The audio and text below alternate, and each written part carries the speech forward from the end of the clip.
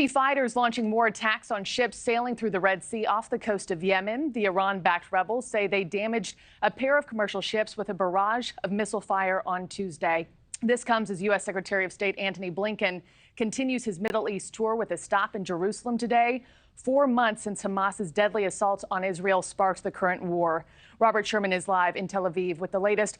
Robert, what's the Pentagon saying about this latest attack?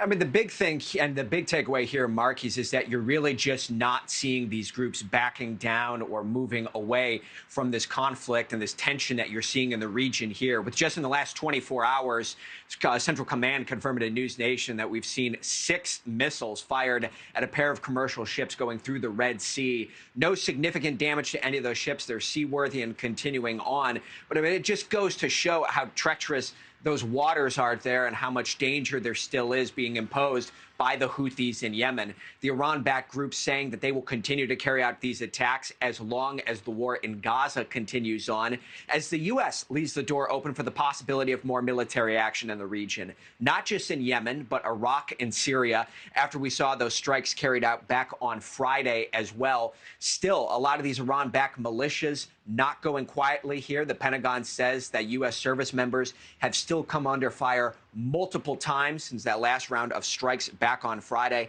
The Speaker of Israel's Knesset is in Washington this week, echoing what the U.S. and the U.K. have been saying, which is that Iran is at the heart of all of this tension.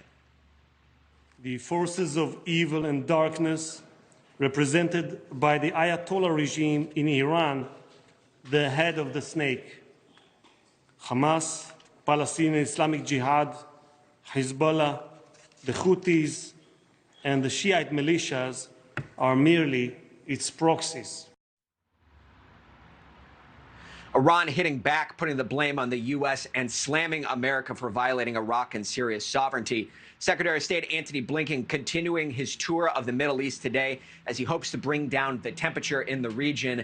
Another big point of discussion and focus, the hostage situation. Now, we've seen that Hamas has returned another hostage deal back to the Israelis with their latest proposal on the table here. And while we've heard from some of the mediating agencies, such as Qatar and Egypt, saying there's been progress and there's been positive reception, there's still very clearly one major hurdle here, which is that Hamas wants Israel to withdraw all of their troops from the Gaza Strip.